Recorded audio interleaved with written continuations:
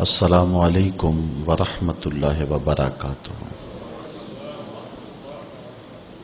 کتاب رحمت قرآن مجید سے جو آیت نور تلاوت کرنے کا شرف پایا ہے،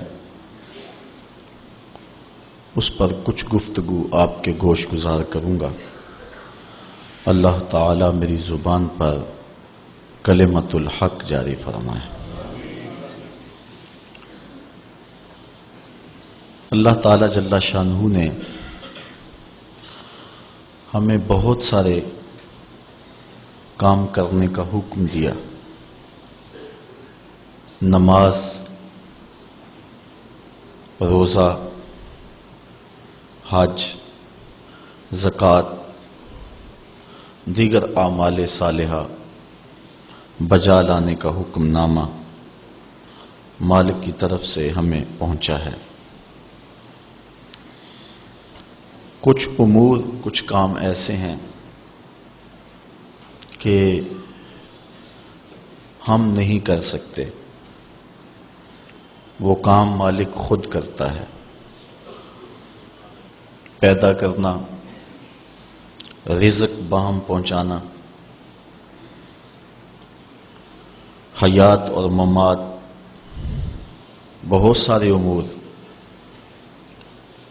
مخلوق سے سر انجام نہیں ہو سکتے،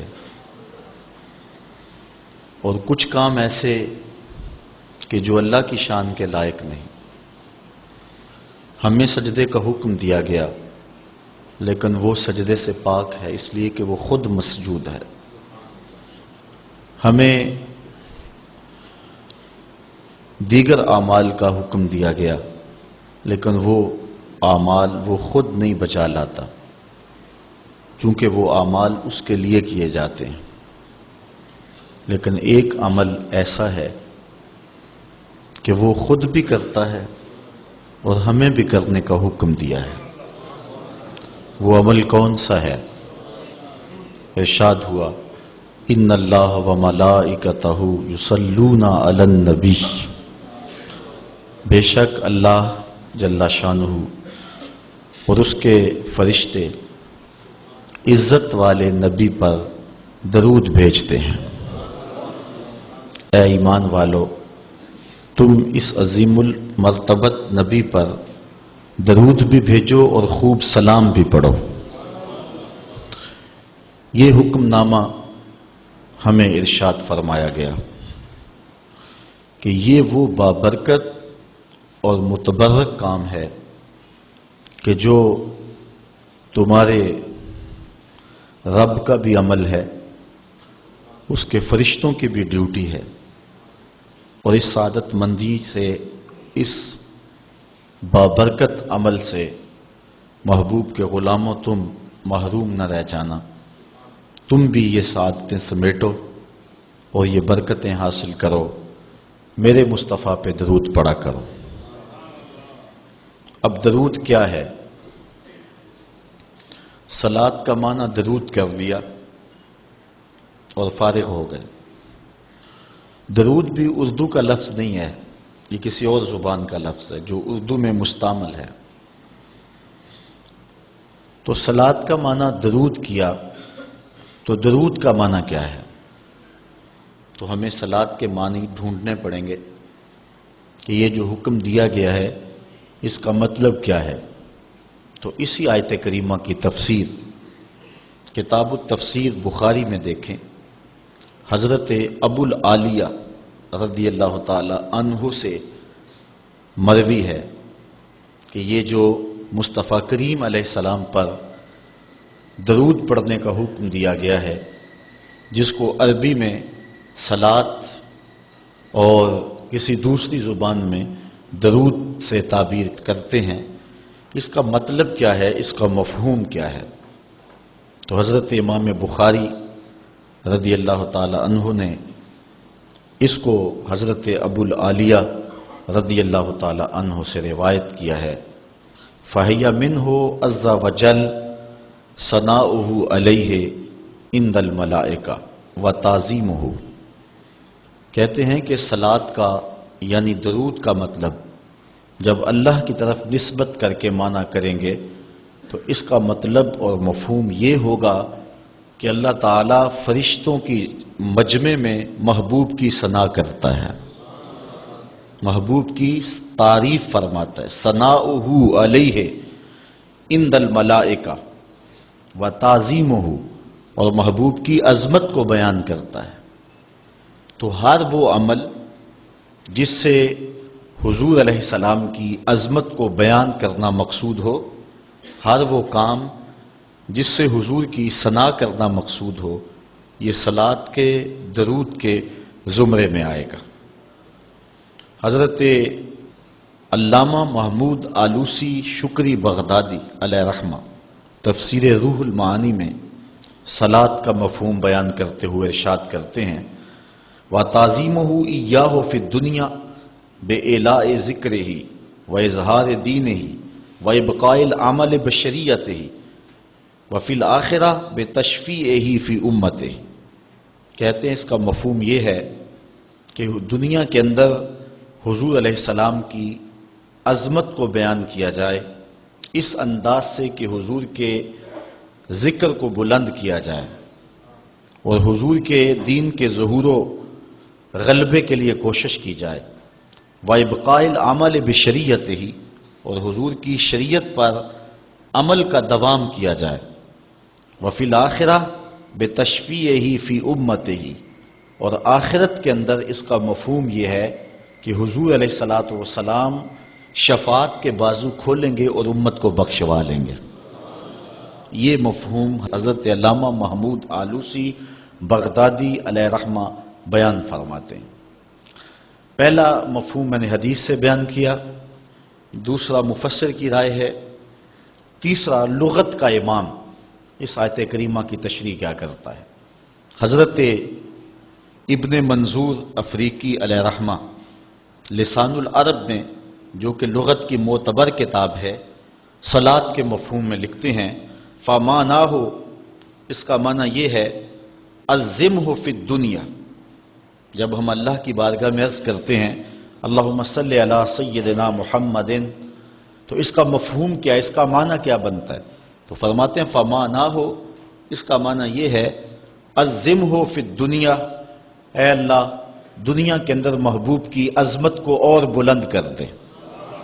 کیسے بلند کر دے؟ بے اعلاء ذکر ہی، کہ محبوب کے ذکر کو علو اور مرتبت اور شان و شوکت عطا کر دے، وَإِظْهَارِ دَعْوَتِهِ، اور حضور کی دعوت کو پھیلا دے اور پوری دنیا پہ غالب کر دے، وَإِبْقَاءِ شَرِيعَتِهِ، اور حضور کی شریعت کو دوام بخش دے، وَفِي الْآخِرَةِ بِتَشْفِيعِهِ فِي أُمَّتِهِ، اور آخرت کے اندر اس کا وہی مفہوم جو علامہ آلوسی بغدادی نے کیا کہ حضور علیہ السلام کو جو حق شفاعت دیا جائے گا، اس کے لیے اللہ سے دعا مانگنا۔ اور حضور نے خود ارشاد فرمایا کہ میرے لیے وسیلے کی دعا مانگو۔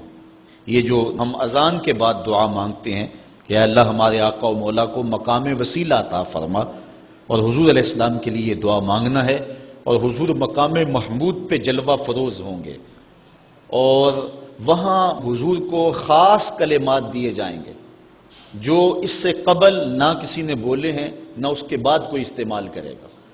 وہ حضور کو القاء کیے جائیں گے اور ان خاص لفظوں سے حضور اللہ کی تعریف فرمائیں گے، اللہ کی حمد بولیں گے، اور اس حمد کے صلے میں اللہ تعالیٰ محبوب سے فرمائے گا، محبوب مانگتا ہے جو میں تجھے عطا کرتا ہوں۔ تو حضور کیا مانگیں گے؟ خود فرمایا کہ ہر نبی کو اللہ نے دعا کا کوٹا دیا ہے، اس نے وہ دعا دنیا پر ہی مانگ لی، لیکن میں نے اپنی دعا کو آخرت کے لیے بچا کے رکھا ہے، اور وہ کیا ہے کہ میں گناہ گاروں کی شفاعت کے لیے اللہ کے حضور عرض کروں گا۔ یہاں امام اہل محبت امام احمد رضا خان فاضل بریلوی کا انداز دیکھیے، پیش حق مجدہ شفاعت کا سناتے جائیں گے، آپ روتے جائیں گے ہم کو ہنساتے جائیں گے، وسعتیں دی ہیں خدا نے دامن محبوب کو، جرم کھلتے جائیں گے اور وہ چھپاتے جائیں گے۔ جب دامن شفاعت کھولیں گے تو بڑے بڑے گناہ گار اس شفاعت کی پناہ میں آ جائیں گے، بلکہ شفاعت کا جب دامن کھلے گا تو نیکوکار بھی گناہگاروں کی صفوں میں شامل ہونے کی کوشش کریں گے کہ ہم حضور کی شفاعت کے حقدار بن جائیں۔ وہ کسی نے کسی موقع پہ اپنے ذوق میں اور اپنی لے میں پڑھا کہ وہ اپنا مقدمہ کیسے ہار سکتا ہے جس کے حضور وکیل ہوں، تو لوگوں نے داد دی۔ میں بھی اس مجمع میں بیٹھا تھا، بہت پرانی بات ہے، تو میں نے اس زمانے میں اس کو ٹوک دیا، روک دیا۔ میں نے کہا نہ، یوں نہ کہو، حضور ہمارے وکیل ہیں، لیکن وکیل نگہبان کے معنی میں، لیکن تم بات مقدمے کی کر رہے ہو، مقدمے والے وکیل ایڈوکیٹ کے معنی میں نہیں ہے۔ چونکہ جو وکیل ہوتا ہے وہ جج کو کہتا ہے صاحب میرے موکل نے یہ جرم نہیں کیا لہٰذا چھوڑ دیں، اگر جرم ثابت ہو جائے تو پھر سزا پکی ہوتی ہے۔ تو جو وکیل ہوتا ہے وہ یہ ثابت کرتا ہے کہ میرے موکل نے جرم نہیں کیا لہٰذا چھوڑا جائے۔ حضور ہمارے وکیل نہیں ہیں، ہمارے شفیع ہیں۔ وکیل کہتا ہے جرم نہیں کیا چھوڑ دے، اور شفیع کہتا ہے سب کچھ کیا ہے میرا آنا دیکھ لے۔ حضور وکالت نہیں فرمائیں گے، حضور شفاعت فرمائیں گے، اور حضور کی شفاعت سے بڑے بڑے گناہگاروں کو نجات ملے گی۔ شفاعتی لأہل الکبائر من امتی، حضور فرماتے ہیں کہ میں امت کے بڑے بڑے گناہگاروں کی سفارش کروں گا۔ تو یہ حضور علیہ السلام کو حق دیا جائے گا آخرت کے میدان میں، اور آقا کریم علیہ السلام سجدے میں سر رکھیں گے۔ بخاری شریف میں حدیث شفاعت اٹھائیں، ایک بار نہیں 4 بار سر رکھیں گے، اور ہر بار رب کہے گا کہ مالک سر انور تو اٹھاؤ، جو کہو وہ مان لیں گے، جس کی سفارش کرو گے وہ قبول کر لیں گے، اور پھر حضور سفارش کرتے چلے جائیں گے اور امت کو بخشواتے چلے جائیں گے۔ فرمایا اوتیت الشفاعہ، مجھے شفاعت دی گئی، اور ہر نبی کو ایک دعوی مستجابہ، قبول ہونے والی دعا زندگی میں عطا کی گئی، دعا کا خصوصی کوٹا دیا گیا۔ ہر نبی نے وہ دعا کا حق دنیا پہ استعمال کر لیا، لیکن فرمایا کہ غلاموں میں نے وہ دعا تمہارے لیے بچا کے رکھی ہوئی ہے۔ یہاں فاقے کاٹ لے، تکلیفیں کاٹ لی، دکھ برداشت کر لیے، اذیتیں تکلیفیں کیا کچھ نہیں تھا جو حضور علیہ السلام نے برداشت نہیں کیا، لیکن وہ شفاعت کے لیے حضور قیامت کے دن بازو رحمت کھولیں گے تو پھر گناہگاروں کی نجات کی ضمانت ہوگی۔ تو حضرت علامہ ابن منظور افریقی علیہ رحمہ فرماتے ہیں کہ یہ مفہوم ہے صلاۃ کا۔ جب درود کی نسبت اللہ تعالیٰ کی طرف ہو تو اس کا مفہوم ہوتا ہے نزول رحمت۔ اللہ تعالیٰ جل شانہ اپنے محبوب پر مزید رحمتوں کا نزول فرماتا ہے، جس سے حضور کے درجے بلند ہوتے ہیں اور حضور کی عظمت میں اور اضافے ہوتے ہیں۔ اور جب فرشتوں کی طرف نسبت کی جائے تو فرشتوں کی طرف نسبت بھی دعا کے معنی میں ہے، اور جب ہم اللہ کی بارگاہ میں یہ دعا مانگتے ہیں کہ اے اللہ اس پیارے محبوب علیہ السلام پر رحمت نازل فرما، تو یہ اللہ کی بارگاہ میں گزارش ہوتی ہے۔ اسی لیے علماء نے کہا کہ درود ایک ایسا وظیفہ ہے جو کسی صورت میں رد نہیں ہوتا، چونکہ ہم یہ کہتے ہیں اے اللہ اپنے پیارے نبی پر رحمت نازل فرما، وہ تو پہلے ہی فرما رہا ہے، تو ہم کہیں یا اللہ اپنے نبی پہ رحمت نازل فرما، تو کیا اللہ فرمائے گا کہ میں نہیں فرماتا؟ اس لیے یہ ہو ہی نہیں سکتا۔ علماء کہتے ہیں کہ جو درود ہے وہ بہر صورت قبول ہوتا ہے۔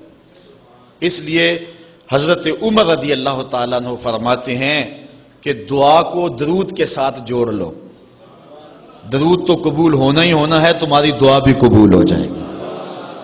چونکہ اللہ تعالیٰ جل شانہ کی یہ شان نہیں ہے کہ بعض کو قبول کر لے اور بعض کو ترک کر دے۔ ہماری فقہ کا بھی مسئلہ ہے، اگر آپ نے کسی سے سودا لیا ہے، اس میں کوئی ردی چیز آ گئی ہے اور کچھ صحیح آ گئی ہے، اب یہ نہیں آپ کر سکتے کہ جو صحیح ہے وہ رکھ لیں اور ردی واپس کر دیں، یا تو وہ صحیح کے ساتھ ردی بھی قبول کرنا پڑے گی، اور یا پھر جو ہے وہ صحیح بھی واپس کرنا پڑے گی۔ یہ نہیں ہوگا کہ مرضی کی رکھ لی اور مرضی کی واپس کر لی، یا سارا سودا قبول کرنا پڑے گا یا سارا سودا واپس کرنا پڑے گا۔ تو اللہ تعالیٰ جل شانہ کے حضور جب درود کے ساتھ دعا مانگی جائے تو پھر اللہ تعالیٰ جل شانہ اس دعا کو چھانٹ کے الگ نہیں کرتا کہ میں نے یہ نہیں قبول کرنی، درود کے ساتھ جو مانگی ہوئی دعا ہے اللہ وہ بھی مستجاب فرما لیتا ہے، وہ بھی قبول فرما لیتا ہے۔ درود پاک وہ بابرکت عمل ہے کہ جو اہل ایمان کو تعلیم دیا گیا۔ علماء نے لکھا کہ زندگی میں ایک مرتبہ درود شریف پڑھنا فرض ہے، اور جب حضور علیہ السلام کا نام لیا جائے اس وقت درود پڑھنا واجب ہے۔ اس کے علاوہ بھی وجوب کے اور بہت سارے مقامات علماء نے بیان کیے، اور نمایاں 40 مقامات علماء نے بیان کیے جہاں درود شریف پڑھنا مستحب ہے، لیکن بعض مقامات پہ درود شریف پڑھنا مکروہ بھی ہے، جس طرح باتھ روم اور اس قبیل کے اور مقامات اور جگہ اور جو ہے وہ احوال ایسے ہیں جہاں درود شریف نہیں پڑھا جائے گا۔ باقی درود شریف وہ بابرکت وظیفہ ہے، وہ مقبول بارگاہ عمل ہے کہ جس کو جتنی بار مرضی پڑھو، ایک تو طبیعت میں اکتاہٹ نہیں ہوتی، انسان تھکتا نہیں، اور دوسرا اس عمل کی برکتیں اتنی ہیں، اس کا ثواب اتنا ہے کہ حضور نبی رحمت صلی اللہ علیہ وسلم کا فرمان حضرت ابو ہریرہ رضی اللہ تعالی عنہ سے سماعت کر لیجئے کہ حضور علیہ السلام نے ارشاد فرمایا من صلی علیہ صلاۃ واحدۃ صلی اللہ علیہ عشرا، جو میرے اوپر ایک مرتبہ درود پڑھتا ہے اللہ تعالیٰ اس پہ 10 رحمتوں کا نزول فرماتا ہے۔ یہ اس بابرکت وظیفے کا نتیجہ ہے جو بندہ مومن کو نصیب کر دیا جاتا ہے۔ دوسری روایت حضرت انس بن مالک رضی اللہ تعالی عنہ سے مروی ہے ان النبی صلی اللہ علیہ وسلم قال من ذکرت عنده فلیصلی علی ومن صلی علی مرۃ صلی اللہ علیہ بہا عشرا، حضور نے فرمایا کہ جس شخص کے سامنے میرا ذکر کیا جائے اس کو میرے پہ درود پڑھنا چاہیے، اس لیے کہ جس نے میرے اوپر ایک مرتبہ درود پڑھا اللہ تعالیٰ اس پہ 10 رحمتیں نازل فرماتا ہے۔ علماء نے ایک بڑی خوبصورت بات لکھی، وہ کہتے ہیں کہ اصل درود پڑھ کر کے اپنے لیے رحمتیں طلب کرنا ہوتا ہے رب سے، چونکہ مصطفیٰ کریم علیہ الصلوۃ والسلام ہمارے درود کے محتاج، بندہ کہ میں درود پڑھ رہا ہوں، جب ہم نہیں تھے اس وقت بھی مصطفیٰ پہ درود پڑھا جا رہا تھا، جب کائنات کو خلق وجود بھی نہیں دیا گیا تھا مصطفیٰ پہ درود اس وقت بھی پڑھا جا رہا تھا۔ تو یہ ہم اپنی سعادت مندی حاصل کرتے ہیں۔ اس کی مثال یہ ہے کہ جو مانگنے والے ہیں وہ 2 طرح کے ہوتے ہیں۔ سورۃ الفاتحہ کی تفسیر میں میں نے مختصر بات آپ کے سامنے اس عنوان سے رکھی تھی۔ ایک وہ ہیں کہ جو ڈائریکٹ دروازے کو دستک دے کے صاحب خانہ سے مانگتے ہیں، صاحب خانہ اپنی توفیق کے مطابق اس کو دے نہ دے اس کی مرضی۔ اور مانگنے والوں کا ایک اور طریقہ ہوتا ہے کہ وہ مانگتے نہیں، کسی شخص کے دروازے پہ کھڑے ہو کے اس کو دعائیں دینے لگتے ہیں، تیرے بچوں کی خیر، تیرے والدین کی خیر، جہاں دادے پر دادے سے شروع ہوتے ہیں اور نیچے نسل تک آتے ہیں۔ تو وہ جب دعائیں مانگ رہے ہوتے ہیں تیرے خاندان کی، تیری جد کی خیر، تو گھر والا سمجھتا ہے جو ہمیں دعائیں دے رہا ہے اصل خود خالی جھولی لے کر آیا ہے، یہ کچھ مانگنا چاہتا ہے۔ تو کوئی شخص اللہ کی بارگاہ سے مانگنا چاہے، اللہ تو اولاد سے پاک ہے، تو اس کے محبوب کی خیر مانگو، اللہ تعالیٰ ایک بار خیر مانگو گے 10 رحمتیں جھولی میں ڈال دے گا۔ تو یہ مانگنے کا ایک مہذب طریقہ ہے جو اہل ایمان مانگتے ہیں۔ اس لیے اگر سارے وظیفے چھوڑ کے صرف درود پڑھا جائے تو یہ کیسا عمل ہے۔ حضرت ابی بن کعب رضی اللہ تعالیٰ عنہ سے مروی روایت ابھی آ رہی ہے، آپ دیکھیں گے کہ یہ کتنا بابرکت وظیفہ ہے جس کی تعلیم حضور ارشاد فرما رہے ہیں۔ حضور علیہ السلام کا ایک اور فرمان سنیے جس کو امام طبرانی نے اپنی موجم میں روایت کیا ہے۔ حضور نے ارشاد فرمایا من صلی علیہ صلاۃ واحدۃ صلی اللہ علیہ عشرا، جو میرے اوپر ایک مرتبہ درود پڑھتا ہے رب تعالیٰ اس پر 10 رحمتیں نازل کرتا ہے۔ ومن صلی علیہ عشرا صلی اللہ علیہ مئۃ، اور جو میرے اوپر 10 مرتبہ درود پڑھتا ہے اللہ تعالیٰ اس پہ 100 رحمتیں نازل فرماتا ہے۔ ومن صلی علیہ مئۃ کتب اللہ بین عینیہ براۃ من النفاق وبراۃ من النار، اور جو شخص میرے اوپر 100 مرتبہ درود پڑھتا ہے اس کی 2 آنکھوں کے درمیان لکھ دیا جاتا ہے یہ بندہ منافق بھی نہیں ہے دوزخی بھی نہیں ہے، یہ نہ منافق ہے اور نہ دوزخی ہے، نفاق سے اور دوزخ سے بری لکھ دیا جاتا ہے۔ وَأَسْكَنَهُ اللَّهُ يَوْمَ الْقِيَامَةِ مَعَ الشُّهَدَاءِ، اور اللہ تعالیٰ جل شانہ قیامت کے دن جس مرتبے پر شہداء کو ٹھہرائے گا اسی مقام پہ درود پڑھنے والوں کو ٹھہرائے گا۔ یہ ثواب ہے اس شخص کے لیے کہ جو حضور پر کثرت کے ساتھ درود پڑھتا ہے۔ حضرت عبد الرحمن بن عوف رضی اللہ تعالی عنہ سے ایک روایت سنیے۔ فرماتے ہیں، یہ عشرہ مبشرہ سے ہیں، جلیل القدر صحابی ہیں، اور صحابہ میں سب سے زیادہ امیر صحابی بھی یہی ہیں۔ 1,44,000 صحابہ میں سب سے امیر ترین صحابی حضرت عبد الرحمن ابن عوف رضی اللہ تعالی عنہ ہیں۔ آپ فرماتے ہیں کہ خرج رسول اللہ صلی اللہ علیہ وسلم فاتبعته حتى دخل نخلا فسجد فاطال السجود حتى خفت او خشیت ان يكون الله قد توفاه او قبضه۔ کہتے ہیں ایک دن حضور گھر سے باہر تشریف فرما ہوئے، مسجد نبوی سے نکلے تو میں بھی حضور کے پیچھے پیچھے چل پڑا۔ حضور علیہ الصلوۃ والسلام کے تتبع میں، حضور کی اتباع میں میں بھی حضور کے پیچھے چل پڑا۔ حتی داخل نخلا، یہاں تک کہ کھجوروں کے ایک باغ میں حضور تشریف فرما ہو گئے۔ میں بھی اس باغ میں حضور کے پیچھے چلا۔ میں نے کیا دیکھا؟ فسجدہ، حضور نے سجدہ فرمایا۔ فاطال السجود، اور سجدہ اتنا لمبا تھا۔ حتی خفت او خشیت ان یکون اللہ قد توفی او قبضہ، مجھے ڈر لگا کہ حضور علیہ السلام کا وصال ہو گیا، کہ حضور نے سر انور رکھا سجدے میں، پھر اٹھا ہی نہیں رہے تھے، تو میں ڈرا اس بات سے کہ کہیں حضور کا وصال نہ ہو گیا ہو، حضور علیہ السلام اس دار فانی سے کوچ نہ کر گئے ہوں۔ تو کہتے ہیں کہ قال فجئت انظر فرفع راسہ، میں دیکھ ہی رہا تھا کہ اچانک حضور نے سر انور اٹھا لیا۔ فقال مالک یا عبد الرحمن، تو میرا رنگ اڑا ہوا تھا، میری طبیعت کے اوپر ایک عجیب کیفیت تھی۔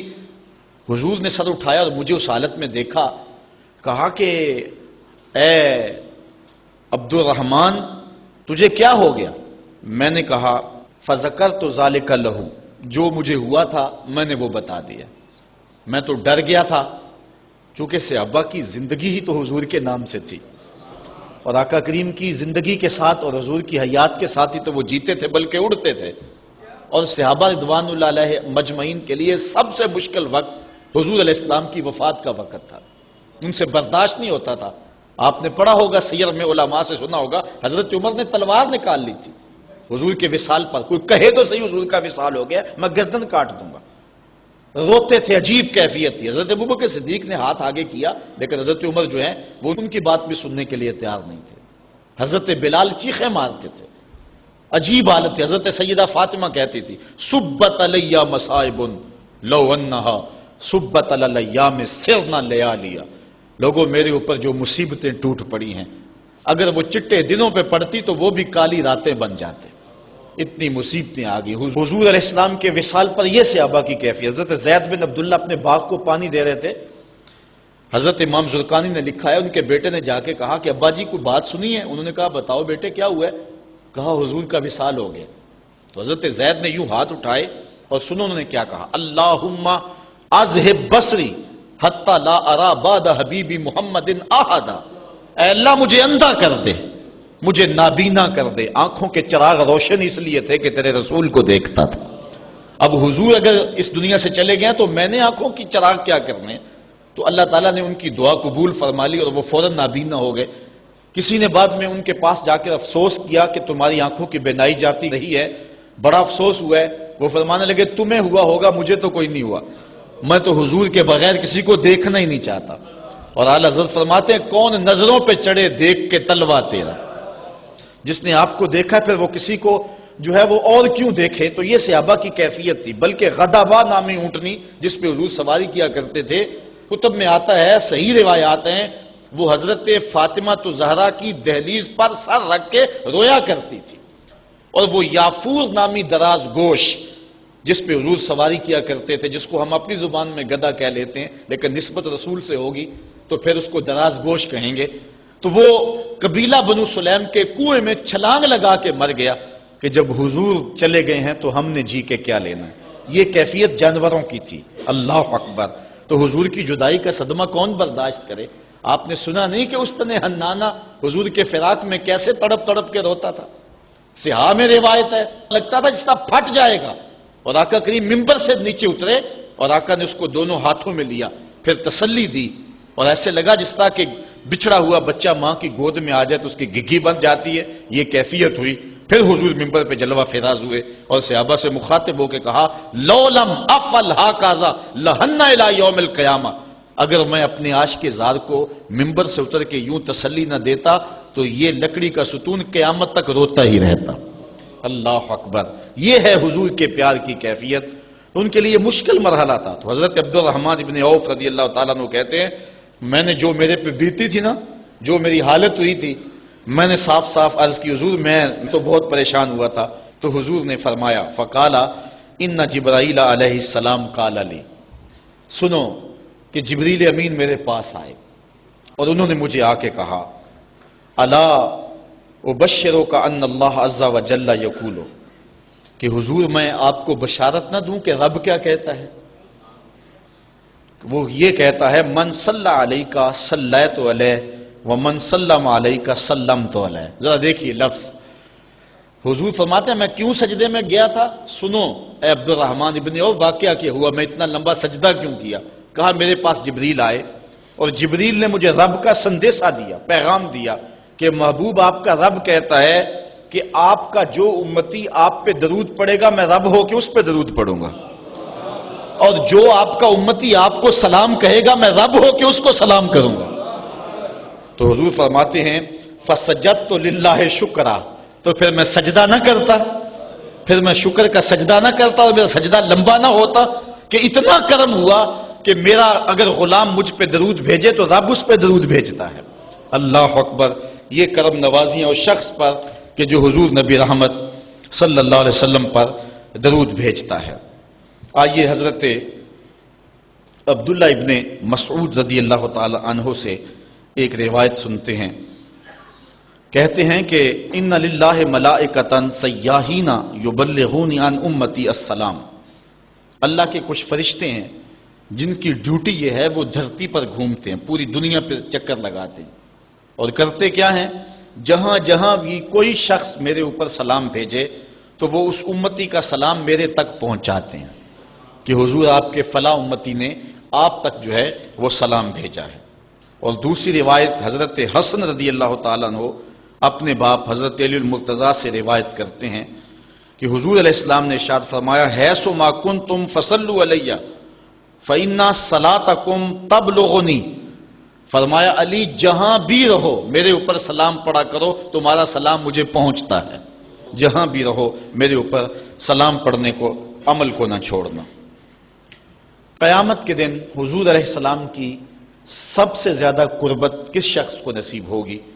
تو وہ روایت ہے حضرت عبداللہ ابن مسعود رضی اللہ تعالی عنہ سے کہ حضور نے فرمایا ان اول الناس بی یوم القیامہ اکثرہم علی صلاۃ، قیامت کے دن میرا سب سے زیادہ قریبی شخص وہ ہوگا کہ جو میرے اوپر کثرت کے ساتھ درود پڑا کرتا ہے۔ حضرت ابی بن کعب رضی اللہ تعالیٰ عنہ کی وہی روایت جو میں نے جس کا اشارہ دیا، روایت کرتے ہیں کان رسول اللہ صلی اللہ علیہ وسلم اذا ذهب ربع اللیل قام فقال یا ایھا الناس اذکروا اللہ جاءت الراجفہ تتبع الرادفہ جاء الموت بما فیہ جاء الموت بما فیہ۔ کہتے ہیں کہ حضور علیہ الصلوۃ والسلام جب رات کا چوتھائی حصہ باقی رہ گیا تو آقا کریم علیہ السلام نے لوگوں کو بیدار کیا، لوگوں کو جگایا کہ اٹھو اللہ کا ذکر کرو، قیامت آنے والی ہے، موت آنے والی ہے۔ حضور نے صحابہ کو بیدار کیا۔ قال ابی بن کعب رضی اللہ تعالیٰ عنہ، حضرت ابی بن کعب رضی اللہ تعالیٰ عنہ فرماتے ہیں یہ جلیل القدر صحابی ہیں اور حضور علیہ الصلوۃ والسلام ان سے قرآن سنا کرتے تھے، بلکہ ایک دن حضور گزر رہے تھے، حضرت ابی بن کعب رضی اللہ تعالیٰ عنہ تلاوت کر رہے تھے، حضور رک کے سننے لگے۔ اگلے دن ملاقات ہوئی تو فرمایا ابی میں گزر رہا تھا، تو تلاوت کر رہا تھا اور میں سنتا رہا۔ تو حضرت ابی نے کہا حضور اگر مجھے پتہ چل جاتا نا کہ آپ سن رہے ہیں تو میں اور سوار کے پڑھتا۔ محدثین شارحین لکھتے ہیں کسی کے دکھلاوے کے لیے قرآن سوار کے پڑھنا ریاکاری ہے، لیکن اگر حضور کے دکھلاوے کے لیے پڑھا جائے یہ ریاکاری نہیں ہے، یہ عین دین ہے۔ تو حضرت ابی بن کعب رضی اللہ تعالی عنہ کہتے ہیں کہ میں نے حضور کی خدمت میں عرض کی، فقلت، تو میں نے عرض کی، یا رسول اللہ صلی اللہ علیہ وسلم، میں آپ پر بہت زیادہ درود شریف پڑھتا ہوں، فکم اجعل لک من صلاتی، تو مجھے بتا دیں کہ میں آپ پہ کتنا وقت درود پڑھا کروں؟ قال ما شئت، کہا جتنا تو پڑھ سکتا ہے، جتنا تیرے پاس وقت ہے، جتنی تیری مرضی ہے، میں کوئی مقرر نہیں کرتا۔ قال قلت، تو میں نے کہا الربع، میں چوتھا حصہ درود پڑھا کروں گا، باقی 3 حصے باقی وظیفے کر لیا کروں گا۔ قال ما شئت، حضور نے فرمایا تیری مرضی، وَإِن زِدْتَ فَهُوَ خَيْرٌ لَكَ، لیکن اگر درود زیادہ پڑھے نا تو تیرے لیے ہوگا بہتر۔ ویسے تو اگر چوتھا حصہ پڑھے، باقی 3 حصے باقی وظیفے پڑھ لے، لیکن اگر ایسا کرے تو تیرے لیے بہتر ہوگا، زیادہ اگر پڑھ لے۔ قال کہتے ہیں فقل، تو میں نے کہا فثلثین، میں 2/3 پڑھ لیا کروں گا۔ قال ما شئت، فرمایا جس طرح تیری مرضی، فَإِن زِدْتَ فَهُوَ خَيْرٌ لَكَ، لیکن اگر تو درود کو زیادہ کر لے تو یہ تیرے لیے بہتر ہوگا۔ قلت النصف، میں نے عرض کی حضور میں آدھا وقت درود پڑھ لیا کروں گا، باقی آدھا وقت دیگر وظائف پڑھ لیا کروں گا۔ قلت، جب میں نے یہ بات کہی تو حضور نے فرمایا ما شئت، جو تیری مرضی، جو تیرے دل میں آئے، وَإِن زِدْتَ فَهُوَ خَيْرٌ لَكَ، لیکن اگر تو درود کو اور زیادہ کر دے تو تیرے لیے ہے بہتر۔ کہتے ہیں کہ میں نے عرض کی اجعل لک صلاتی کلھا، حضور پھر میں سارا وقت درود ہی پڑھ لیا کروں گا، میں سارا وقت درود ہی پڑھ لیا کروں گا۔ تو آقا کریم نے فرمایا پھر تجھے دنیا کی تکلیفیں بھی نہیں پہنچیں گی اور آخرت میں بھی تجھے نجات مل جائے گی، کیونکہ انسان وظیفہ 2 مقاصد کے لیے کرتا ہے، میری دنیا کے معاملہ ٹھیک ہو جائیں، کچھ وظائف اس لیے پڑھتا ہے، یا پھر میری آخرت ٹھیک ہو جائے اس لیے وظائف پڑھتا ہے۔ 2 ہی غرضیں ہوتی ہیں وظائف پڑھنے سے، لیکن حضور نے فرمایا اگر تو سارا وقت درود پڑھتا رہے تو پھر تیری دنیا بھی ٹھیک ہو جائے گی، تیری آخرت بھی ٹھیک ہو جائے گی، تیرے سارے معاملے ٹھیک ہو جائیں گے۔ اللہ اکبر۔ اور حضور علیہ السلام کا یہ ایک اور فرمان سنیے جس کو حضرت انس رضی اللہ تعالیٰ عنہ روایت کرتے ہیں۔ حضور علیہ السلام نے ارشاد فرمایا من صلی علی فی یوم 1000 مرہ لم یمت حتی یری مقعدہ من الجنہ، جو ایک دن میں 1000 مرتبہ میرے اوپر درود پڑے وہ اتنی دیر تک مرے گا نہیں جب تک جنت میں اپنا ٹھکانہ نہیں دیکھ لیتا۔ یہ اللہ تعالیٰ اس کو خاص نور نصیب فرمائے گا۔ اور آئیے سنیے حضور علیہ السلام کیا ارشاد فرما رہے ہیں۔ حضرت ابو درداء رضی اللہ تعالی عنہ سے روایت ہے، امام ابن ماجہ نے اپنی سند سے اس کو روایت کیا ہے۔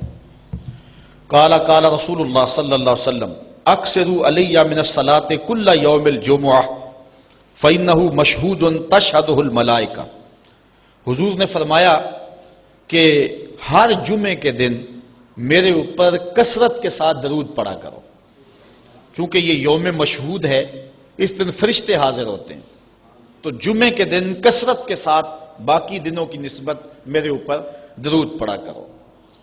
تو وَإِنَّ أَحَدًا لَن يُصَلِّيَ عَلَيَّ إِلَّا أُرِدَتْ عَلَيَّ صَلَاتُهُ حَتَّى يَفْرُغَ مِنْهَا، اس لیے کہ تم میں سے جو کوئی میرے اوپر درود پڑھتا ہے جب تک فارغ نہیں ہو جاتا اس کا درود جو ہے وہ میرے اوپر پہنچا دیا جاتا ہے۔ قالا، تو حضرت ابو درداء کہتے ہیں قل، تو میں نے کہا وبعد الموت، حضور جب آپ اس دنیا سے چلے جائیں تو کیا اس کے بعد بھی یہ وظیفہ اور یہ عمل جاری رکھیں؟ حضرت ابو درداء رضی اللہ تعالی عنہ نے جو ہے یہ وضاحت حضور سے پوچھی، اور یہ بھی بڑے جلیل القدر صحابی ہیں، بلکہ صحابہ میں سے انتہائی متقی اور پرہیزگار صحابی ہیں۔ بلکہ حضرت ابو درداء کے بارے میں آتا ہے کہ فجر کی نماز پڑھ کے جلدی چلے جاتے تھے۔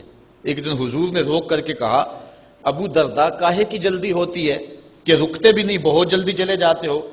عرض کی حضور میرے ہمسایوں کے گھر میں کھجور کا ایک لمبا درخت ہے، اور آج کل مدینے میں کھجوروں کے پکنے کا موسم ہے، اور سحری کے وقت ٹھنڈی ہوائیں مدینے کو سلامی دینے آتی ہیں، اور میں اس لیے جلدی جلدی چلا جاتا ہوں کہ وہ جو کھجوریں جھڑ کے میرے ویڑے میں گر جاتی ہیں بچوں کے اٹھنے سے قبل ہمسائے کے گھر میں پھینک دوں، کہیں میرا بچہ کوئی نہ کھا لے۔ اور ہماری سڑک سے گنے کی ٹرالی گزر کے تو دیکھے، یہ دیکھیے حضور علیہ السلام کے صحابی کا عمل اور ان کی زندگی کے معمولات. یہ ہے حضرت ابو درداء رضی اللہ تعالیٰ عنہ. کہتے ہیں میں نے حضور سے کہا حضور جب آپ اس دنیا سے چلے جائیں گے تو کیا پھر بھی درود آپ کو بھیجیں اور پھر بھی آپ پر پہنچتا رہے گا؟ تو سنو حضور نے کیا کہا. حضور نے فرمایا ان اللہ حرم علی الارض ان تاکل اجساد الانبیاء علیہم الصلاۃ والسلام. اللہ تعالیٰ نے مٹی پر حرام کر دیا ہے کہ وہ نبیوں کے جسموں کو کھائے. نبی قبروں میں زندہ ہوتے ہیں اور ان کو رزق بھی دیا جاتا. حضرت ابن ماجہ نے یہ روایت بے اسناد جید اچھی سند کے ساتھ اس کو روایت کیا ہے. بلکہ حضور نبی رحمت صلی اللہ علیہ وسلم نے ارشاد فرمایا کہ جب کوئی شخص میرے اوپر درود پڑھتا ہے تو اللہ تعالیٰ جل شانہ میری روح میرے بدن میں لٹا دیتا ہے حتیٰ کہ میں اس کے سلام کا جواب دیتا ہوں. وہ کیا کسی نے کہا شعر تو سادہ سا ہے لیکن اس حدیث کا ترجمہ ہے. وہ کسی شاعر نے کہا تھا کہ درود پڑھنے سے ثواب ملتا ہے اور سلام پڑھنے سے جواب ملتا ہے. اگر کوئی شخص حضور کی بارگاہ میں سلام پیش کرے تو اس کا جواب ملتا ہے اور اہل حق حضور علیہ الصلوۃ والسلام کی بارگاہ میں اس سلام کو محسوس کرتے ہیں.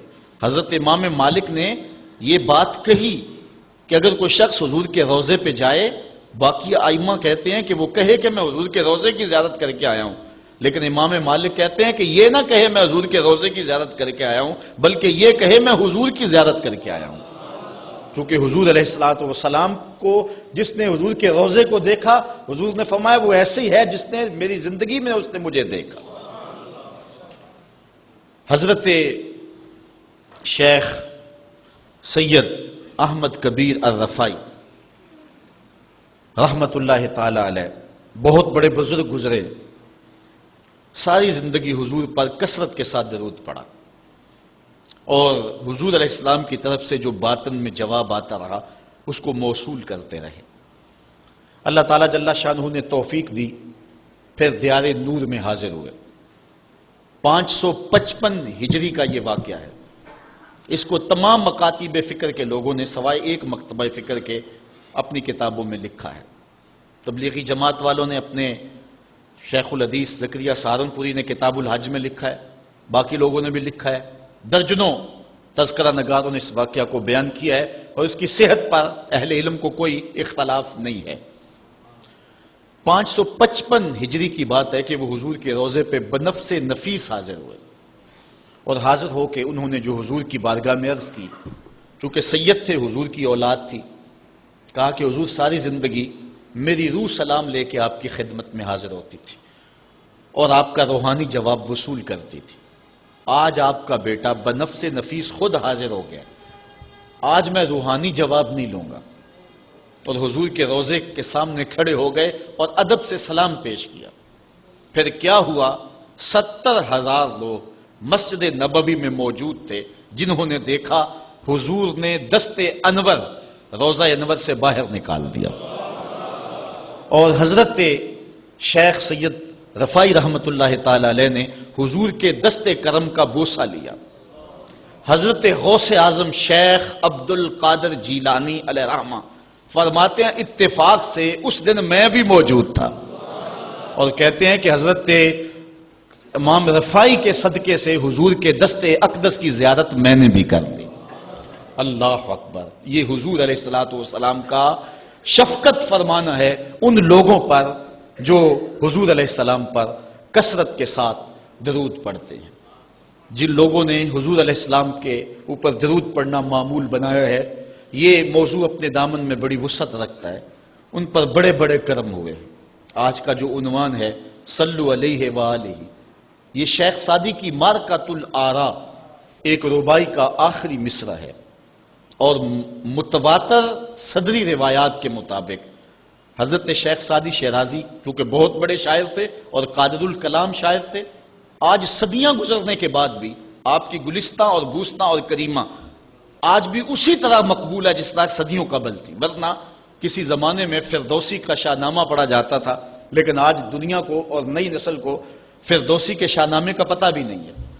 لیکن کوئی بھی فارسی مذاق رکھنے والا ہو وہ شیخ سعدی سے ناآشنا نہیں ہو سکتا. ان کو جو مقبولیت تامہ ملی ہے، ایسے قادر الکلام شاعر کہ جس عنوان پر بھی آتے حد کرتے چلے جاتے. حضرت شیخ سعدی شیرازی اگر حضور کی مدح میں قلم اٹھاتے ہیں تو ان کا اسلوب بڑا خوبصورت ہے. کریم السجایا جمیل الشیم نبی البرایا شفیع الامم، زباں تا بود در دہاں جائے گیر ثنائے محمد بود دل پذیر، حبیب خدا اشرف انبیاء. اگر لکھتے ہیں تو حد کرتے چلے جاتے. اب انہوں نے حضور کا قصیدہ لکھنا شروع کیا، اور کیا لکھتے ہیں؟ بلغ العلا بکمالہ. اس کا معنی ہے کہ آپ اپنے کمال کی وجہ سے بلندیوں تک پہنچے. کشف الدجا بجمالہ، اور آپ کے چراغ حسن نے اندھیروں کو دور کر دیا. حسنت جمیع خصالہ، اور آپ کی ساری خوبیاں با کمال ہیں. ربائی کو ربائی اس لیے کہتے ہیں کہ وہ 4 اشعار پر مشتمل ہوتی ہے. اب 3 اشعار کے اندر بھی جو ہے وہ مضمون تھا وہ مکمل ہو گیا، اور انسان جب مضمون کو مکمل کر لے تو اس وقت پھر نیا جملہ لانا اس کے لیے مسئلہ بن جاتا ہے کہ آگے لکھے تو کیا لکھے، مضمون تو مکمل ہو گیا. اب یہاں کیا تھا؟ بلغ العلا بکمالہ کشف الدجا بجمالہ حسنت جمیع. اگر اس کا معنی ذہن میں ملحوظ رکھیں تو آگے جو چوتھا جملہ ہے اس پہ آپ کو لطف آئے گا. بلغ العلا بکمالہ، وہ اپنے کمال سے، اپنی طاقت پرواز سے، اپنی قوتوں سے، اللہ کی دی ہوئی عطا سے وہاں تک پہنچے جہاں تصور بھی نہیں پہنچ سکتا. کشف الدجا بجمالہ، ان کے جمال نے کائنات میں اجالے پھیلا دیے، روشنیاں کر دی، اندھیرے چھٹ گئے. پھر آخر میں حسنت جمیع خصالہ، کیا بتائیں ان کی ہر خوبی، ہر خو و خصلت ہی اچھی ہے. اب بات تو مکمل ہو گئی، لیکن ربائی چاہتے تھے. شیخ سعدی پریشان ہے. اسی پریشانی میں نیند آ گئی.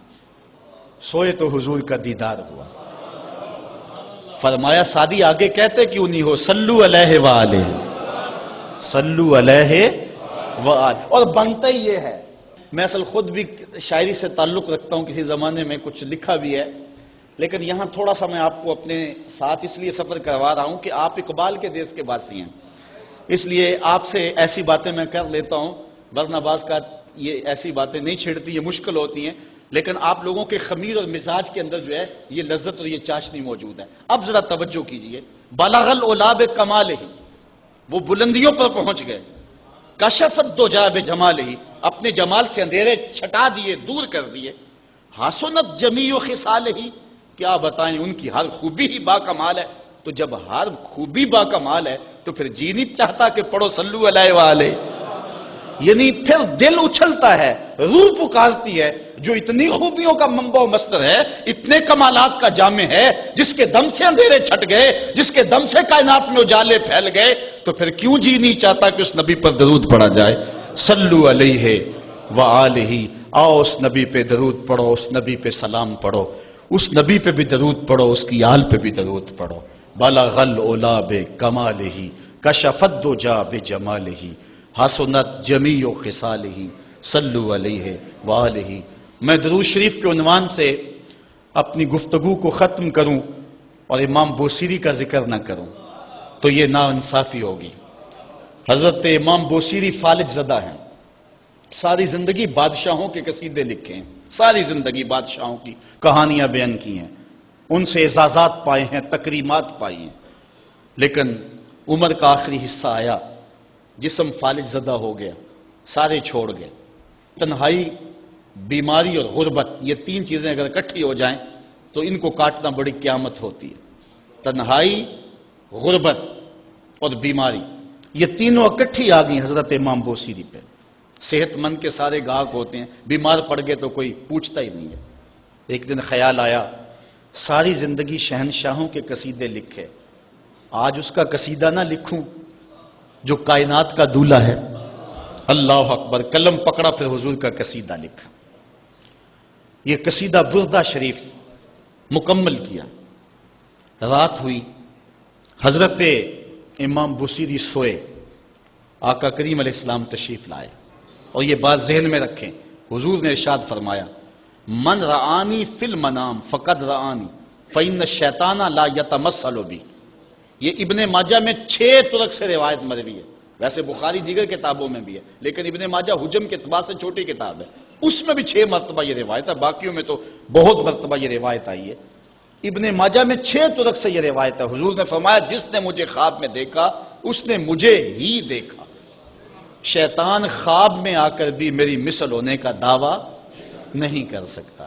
اچھا دوسری بات، جس نے حضور کو دیکھا اس نے حضور کو دیکھا، اور جس نے حضور کو دیکھا حضور اس کے خواب میں قصد، ارادے اور مرضی سے آئے۔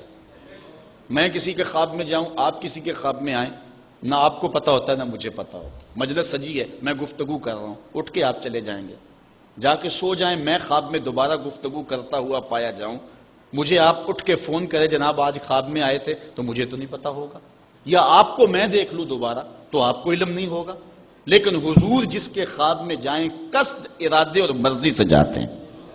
تیسری بات، خواب میں کسی کو کچھ کوئی دے تو وہ محض خواب ہوتا ہے۔ لاٹری نکل آئی، کروڑ پتی بن گیا، صبح اٹھیں گے تو کروڑ پتی ہوں گے یا کنگال ہوں گے؟ وہ کیا کسی نے کہا تھا 100 بار میرے ہاتھوں میں تیرا دامن آیا، جب آنکھ کھلی تو اپنا ہی گرے باں تھا۔ کچھ نہیں ہوتا، خواب خواب ہوتا ہے۔ لیکن حضور کو اگر کوئی خواب میں دیکھے اور حضور کچھ عنایت کریں تو وہ محض خواب نہیں ہوتا۔ حضرت شاہ ولی اللہ محدث دہلوی فرماتے ہیں میرے والد شاہ عبد الرحیم نے خواب میں انہوں نے حضور کو دیکھا تو آقا کریم علیہ السلام نے اپنے 2 منہ مبارک ان کو عطا کیے۔ کہتے ہیں جب اٹھے تو دیکھا کہ منہ مبارک نہیں تھے، تو پھر ان کی کیفیت وہی ہو گئی اور پھر حضور خواب میں ملے، فرمایا کہ ہم نے تیرے سرہانے کے نیچے رکھ دیے۔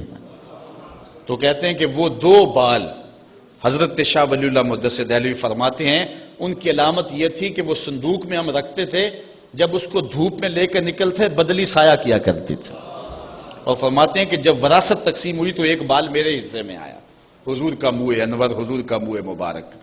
تو جس نے حضور کو خواب میں دیکھا حضور کو ہی دیکھا، حضور قصد سے آئے، جو دیا حقیقت میں دیا۔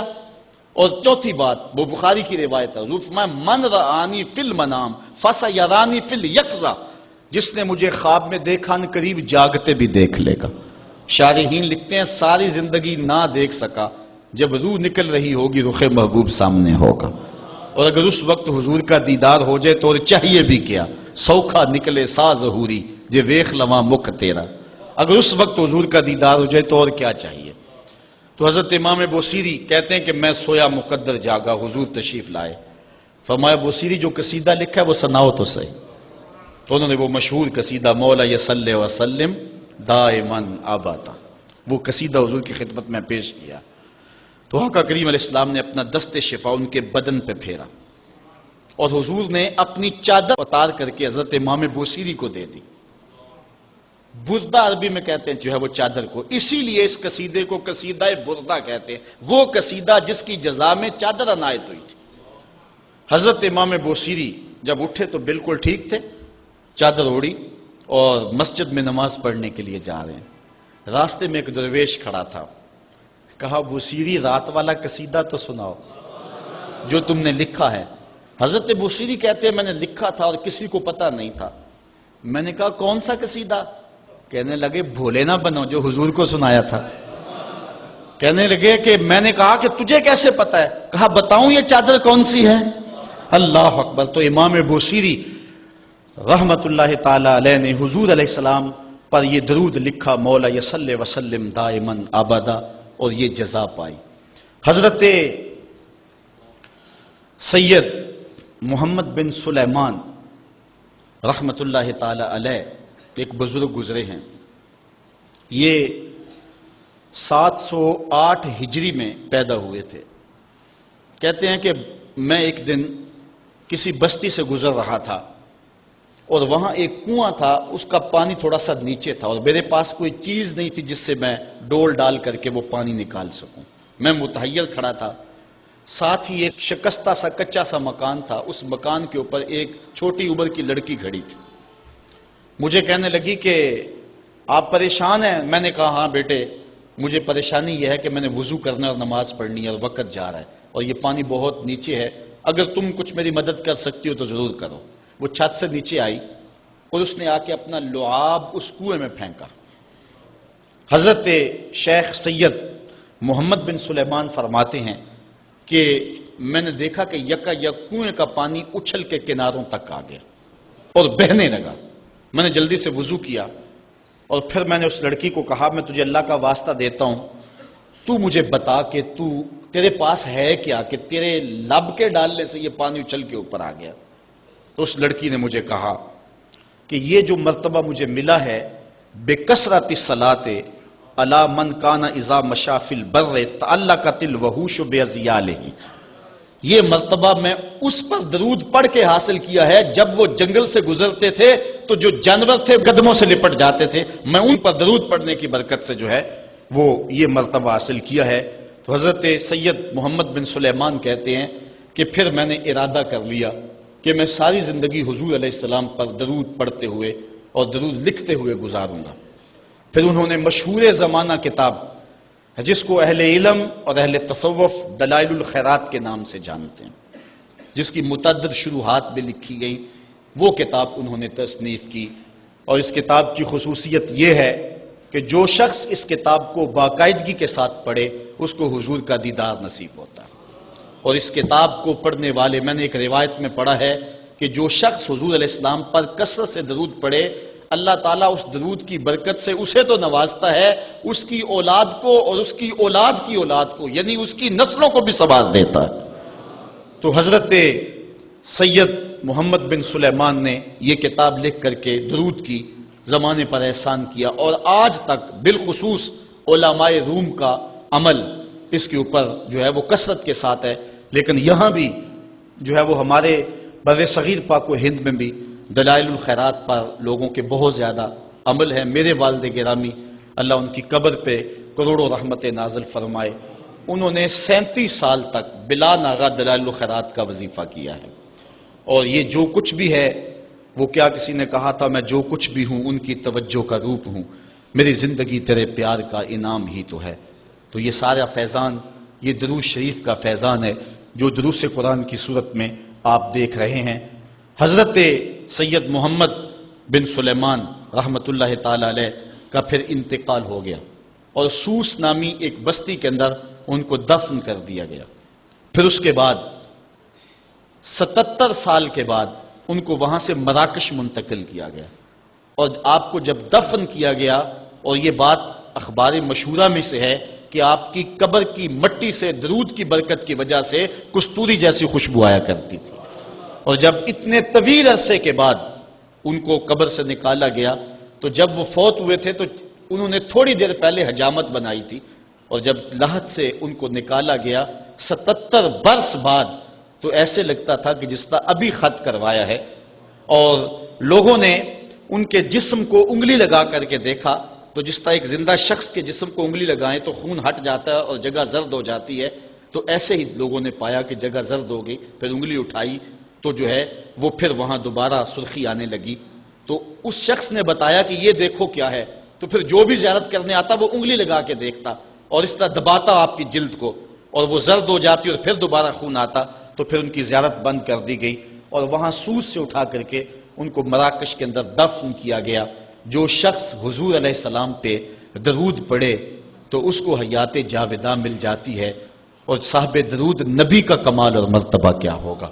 تو فرمایا ان اللہ وملائکتہ یصلون علی النبی یا ایھا الذین آمنوا صلوا علیہ وسلموا تسلیما۔